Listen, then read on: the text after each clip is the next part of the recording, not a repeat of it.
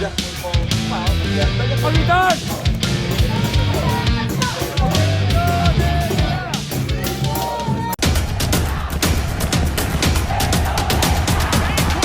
for Indonesia. That's a sensational move that was by Tim Garuda. Timnas Indonesia U23 dipaksa menelan pil pahit dalam laga playoff melawan Guinea U23. Garuda Muda kalah dengan skor tipis 0-1 di INF Clairefontaine, Prancis malam tadi.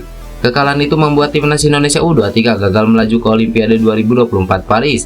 Hasil ini sekaligus menutup perjuangan anak asuh Sintayong setelah tampil mengesankan di Piala Asia U23 2024. Pertandingan yang dihadiri langsung oleh Presiden FIFA Gianni Infantino dan Erick Thohir ini diwarnai sejumlah keputusan kontroversial wasit asal Prancis yang memimpin pertandingan, yaitu Francois. Setidaknya Ketua Umum PSSI Erick Thohir bisa mengajukan protes dengan 3 bukti ini ke Presiden FIFA Gianni Infantino.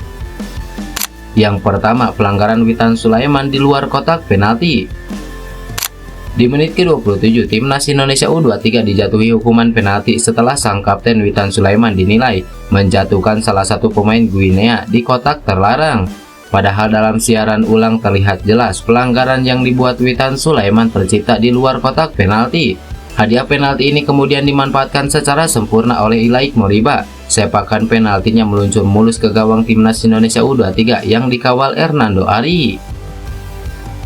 Yang kedua, beri hadiah penalti kedua untuk Guinea U23.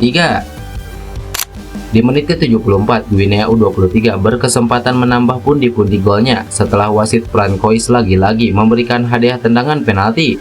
Penalti diberikan setelah bek Timnas Indonesia U23, Alfreanda Dewangga, dinilai melanggar penyerang Guinea U23, Alga Simba. Padahal tackle Alfreanda Dewangga terlihat mengarah ke bola, namun wasit tetap memberikan hadiah penalti. Untung bagi Timnas Indonesia U23, Alga Simba yang maju sebagai eksekutor gagal menjalankan tugasnya setelah sepakannya membentur tiang gawang. Yang ketiga, beri Sintayong kartu merah. Sintayong mendapatkan kartu merah di laga ini. Sintayong menerima kartu merah karena protes atas penalti kedua yang diberikan wasit Francois kepada Guinea U23. Alhasil Sintayong pun tidak diizinkan memimpin laga di 10 menit akhir pertandingan. Padahal jika Sintayong masih diizinkan memimpin di pinggir lapangan, kondisinya bisa saja berbeda. Jadi jika melihat keputusan kontroversial ini, bisa jadi Erick Thohir langsung turun tangan mengatasi keputusan ini yang memang sangat merugikan Timnas Indonesia. Sementara itu, Presiden FIFA Gianni Infantino memberikan penghargaan kepada Timnas Indonesia U23 asuhan Sintayong yang gagal lolos ke Olimpiade Paris 2024. Presiden FIFA Gianni Infantino yang berada di bangku penonton bersama Ketua Umum PSSI Erick Thohir menyebut, kekalahan dari Guinea ini tidak seharusnya menjadi hal yang membuat para supporter Timnas Indonesia lesu. Malahan ini seharusnya menjadi kabar baik untuk para supporter Garuda karena skuad Timnas Indonesia berarti telah bergerak ke arah yang lebih baik.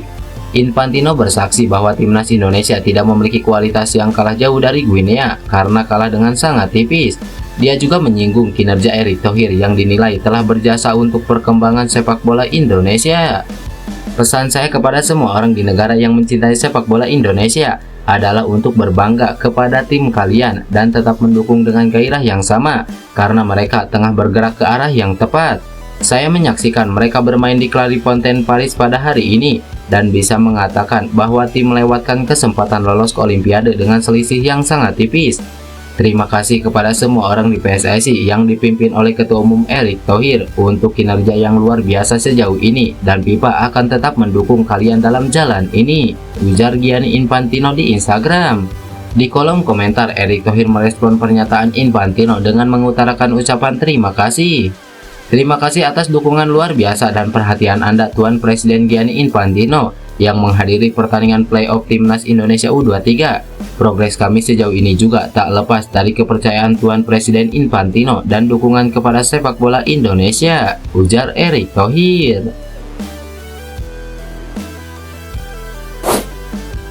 Pelatih Timnas Indonesia U23 Sintayong meminta maaf pada masyarakat Indonesia terkait reaksi Marcelino Ferdinand usai dihujat netizen.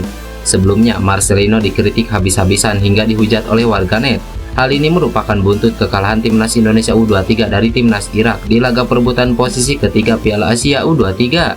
Gelandang berusia 19 tahun itu dianggap bermain individualistis. Serangan kepada Marcelino bukan hanya secara personal, namun juga kepada klubnya KMS Kadense.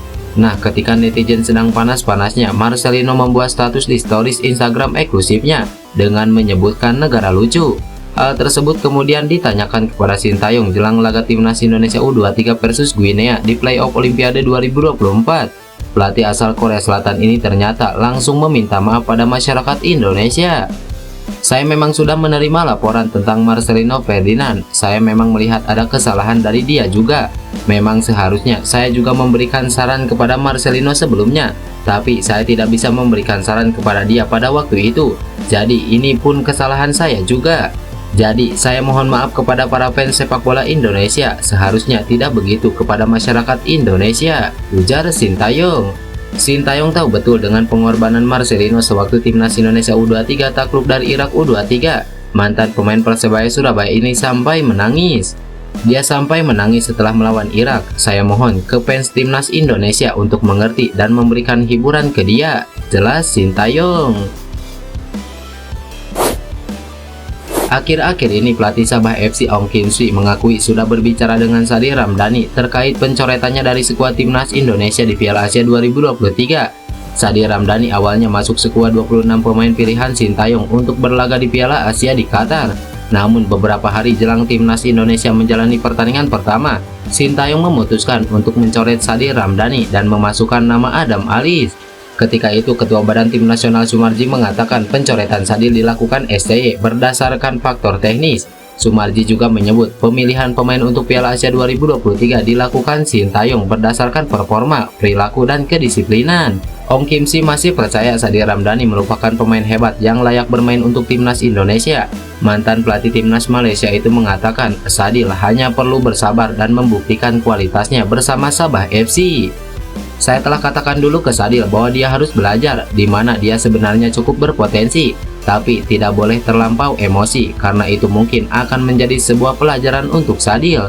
Jadi saya sering nasihati Sadil supaya buktikan dulu dengan tim Sabah FC di Liga Malaysia. Saya percaya setiap pelatih tentu menginginkan pemain yang terbaik, termasuk pelatih timnas Indonesia. Saya percaya jika Sadil mampu membuktikannya, pelatih tidak akan ragu untuk memanggil dia sesuai dengan ketentuan yang berlaku, ujar Ong Kim Sui. Jika mampu membuktikan kualitas bersama Sabah FC, Sadil berpeluang kembali dipanggil Sintayong saat timnas Indonesia melawan Irak dan Filipina Juni mendatang pada kualifikasi Piala Dunia 2026 di Jakarta.